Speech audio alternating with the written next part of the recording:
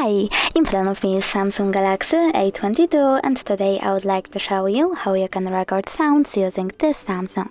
Firstly, go into Play Store. Now click on the search bar and type Samsung Voice Recorder. Then download this app from this developer if you don't have it already on your Samsung. After that, open it. Then click on while using the app or only this time. Choose Allow and tap on this red button to start your recording. You can pause it and unpause it by tapping on the same one. If you want to end your recording, click on the square button over here and name it. After that, choose Save.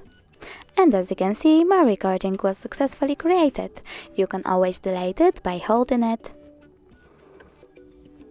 and clicking on this bin icon at the bottom left corner. Then confirm your choice by clicking on Move to Recycle Bin, and as you can see, my recording is gone. Thanks so much for watching. If you enjoyed this video, don't forget to leave a like, comment and subscribe. Bye!